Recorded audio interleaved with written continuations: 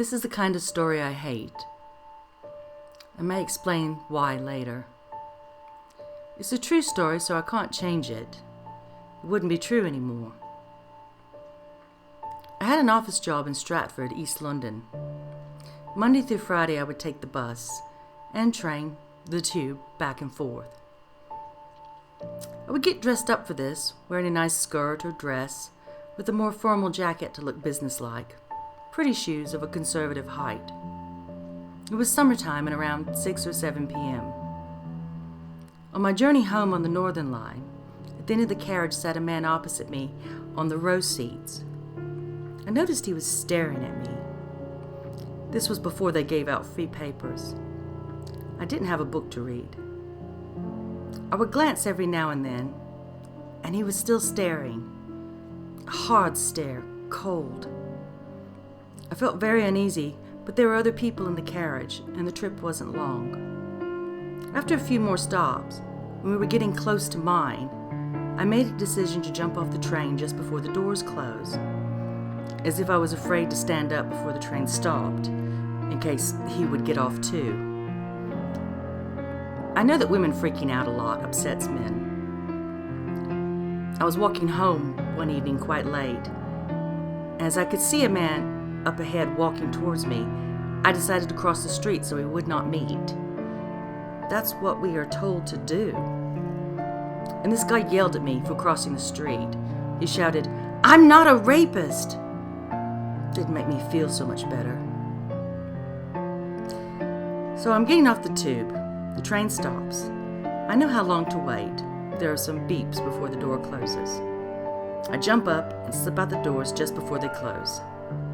I don't look back. As I get to the elevator, I turn and run up the stairs. Now, this is Elephant and Castle Station, and there is a sign. It's 124 steps. I've been taking the stairs for weeks because I quit smoking. Besides, the lift wasn't there yet, and no one else was waiting. I'm legging it up the circular staircase when I look down and I see him looking up at me on the stairs below.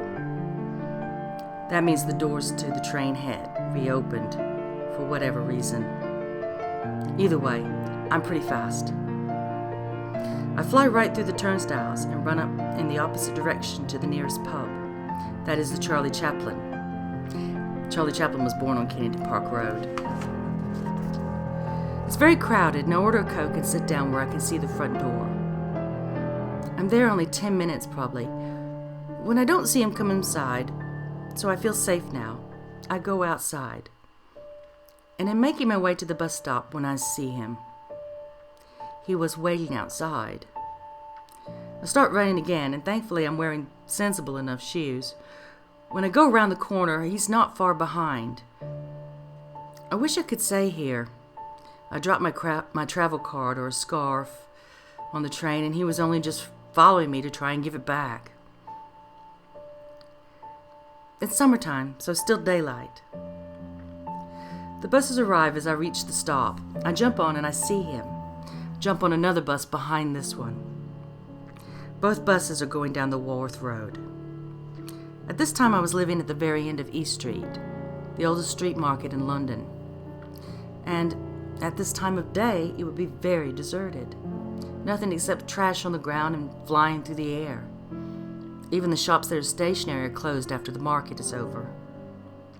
I do not wish to run down this street. There are alleys and a park before I get to my flat. When I get off at the bottom of East Street, I go inside another pub, order a Coke, and sit down again. I've decided this time. If I see that man again, if he comes in, or when I'm ready to leave, if I see him outside, I'm going to tell someone I'm scared, like the bartender at the pub or something. I wait about 20 minutes this time. Then I go outside and look around the pub to be sure he is not there. I leg it the rest of the way home, close the door, and I'm home safe.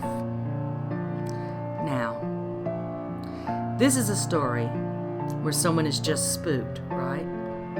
Nothing happened. I hate stories like this. However, there is a twist. A couple of months later, I went out to Balham to see a client, and at the station, there's a composite drawing of my man taped up all over the station. The police are looking for him concerning multiple attacks. A man was arrested. I would never have picked that man out of a lineup. Years later, thanks to DNA, he was released, and the real man was arrested. That was my guy. How can I be sure? Well, I can't. But the stature of the two men were very different. I was on the bus one night last year, and a couple of kids were being rowdy, when a young man grabbed my sleeve as I was about to get off the bus. You know, I don't like to be grabbed, but he said, "Hey miss, your phone." I smiled and thanked him profusely. And that's my story. If you like, compliment. If you love, subscribe. And don't forget to take hostages.